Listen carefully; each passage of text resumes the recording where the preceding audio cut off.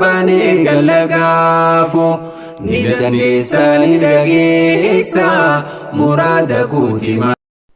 Booniyeen gaabbuu jammartee jaalala Ustaaz Muhammad Bayaaniin gaabbuu jammartee gaabbiin namarraa nafuu akka fedhanillee ta'anii gaabbiin namarraa nafuu tuni xiqqo ganaa gaabbitaa sirba wantiin ansi godhee ansammuu koo keessaa hin badu yoomillee ka jedhu sirba irra hidhattee booyaa jirti.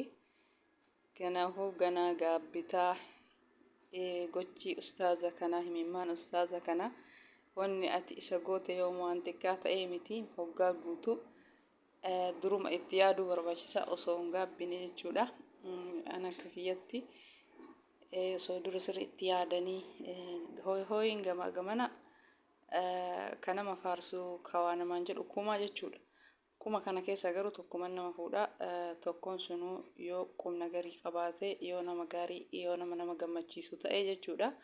Osoo waan kamtu naa ta'a karaan kamtu na baasa addaan hubatiin kumni nama Assalaamu alaikum warahmatullaahi wabarakaatu. Kabajamtootaa fi daawwattoota wardoftoota YouTube chaanala kiyya jalatti argamtan welcome ashamaarka fuuni hundi keessanuu alaa fi keessaa xiqqaa guddaa amantii kutaa ganda osoo hin jenne hundumti keessanuu baga jiraattanii hordoftoota kiyya warroonni jalqabarraa hanga amma hordoftan hedduunaaf galatooma galan keessan dachaa haa ta'u malee laayik sheer gochuu hin dagatina komentii yaada keessan barreessuu hin dagatina isiniin jedha.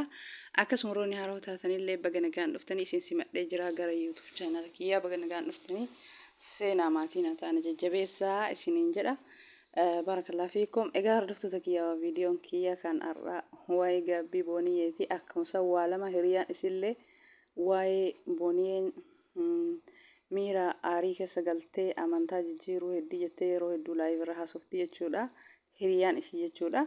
Akkasuma waa'ee isiin gaabbii ustaaza dhiifteef gaabbitee boottu akkuma argitanii viidiyoo isii irratti ni bootti.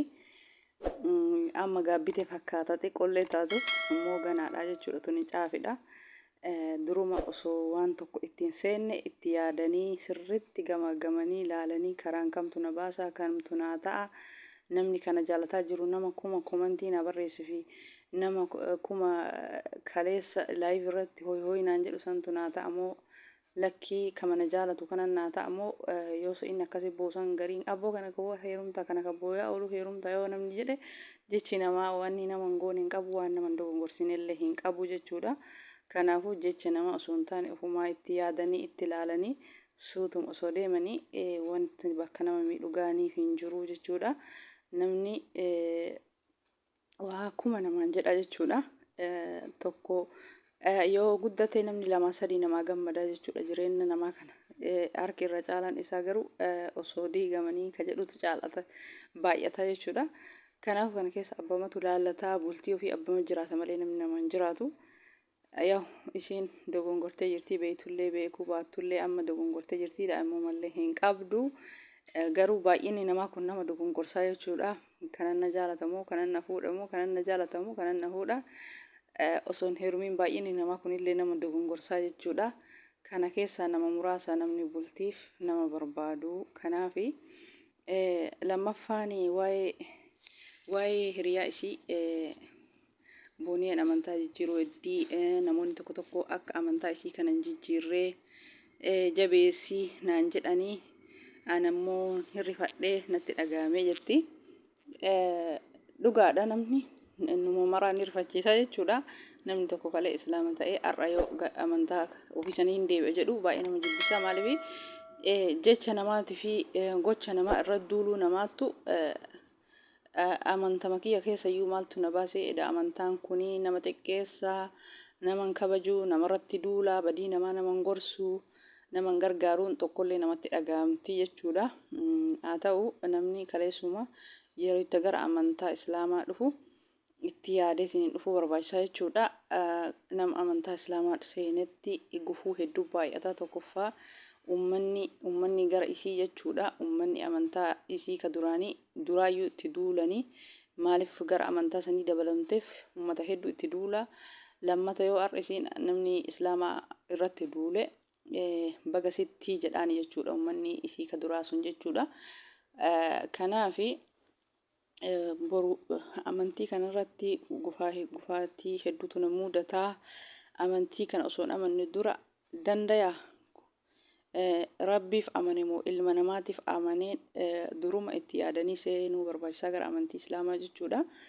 Maaliif namni yoo namaaf jecha seene amantii islaamaa hin shaaraa jechuudha. Gaafa nama sanii wal lole nama sun akka inni barbaadutti bakka inni barbaadutti argamuu dhabuu mala.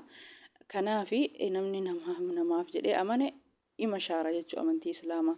Namni rabbiif jedhee amane immoo amantii islaamaa abadan hin shaaruu jechuudha. Osoo wanni fedhellee gufuun fedhellee dhufe maaliif rabbi tokkochaa jedhee kaleessa waan amaneef ilma namaatiif miti ka amane yookaan jaalalaa fi miti yookaan abbaa manaatiif miti jechuudha. Yoo kaleessuma jennamaaf jecha gara amantaa islaamaa dhufte dhugaadhaa hin jijjiirti jechuudha.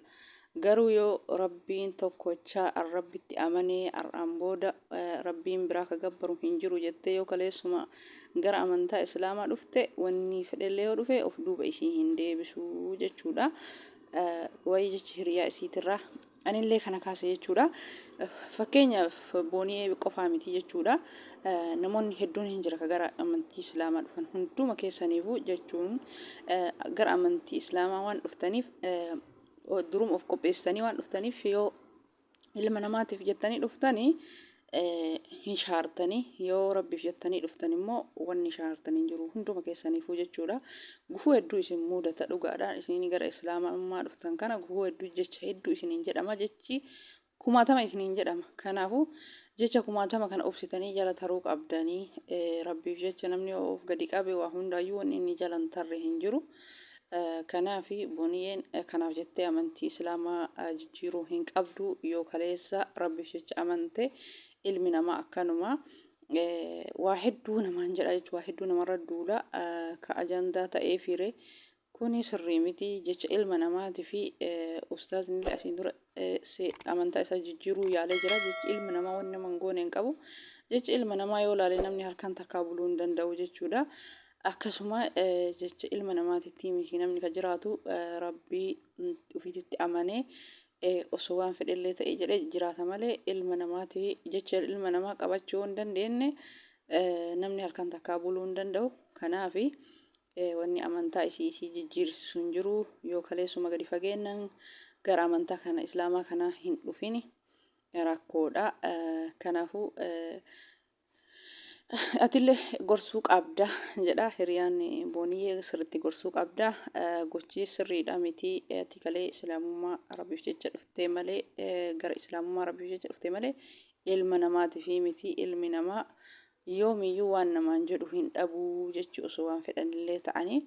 Kanaafuu kun immoo sirrii miti. Warroonni gara islaamummaa dhufuuf yaadanillee akkasuma warroonni dura keessa jiranillee fakkeenyaaf maashaallah tabaarakallaa Sumayyaa fakkeenya fudhatuu qabdi. Kenna fakkeenya fudhatuu qabdi.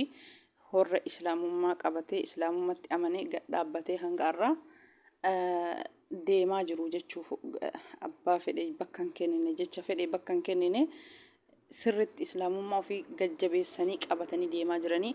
Kanaafuu fakkeenya Sumayyaa fakkeenya kenna kana laaltee deemuu qabda malee waan fedhe namsiin jedhe kanaaf amantii kee jijjiiruu hin qabdu jedhaani booniyee fi hiriyaa isii sirriitti gorsuu qabda. Egaa hordoftoota kiyyaa viidiyoon kee har'aa kana fakkaata waan dhageeffattaniif turtii gaarii galatoomaa hanga viidiyoo biraatti walitti deemnutti baay baay. Bani galagaafu ni dandeessa ni dhageessa muraada guutima.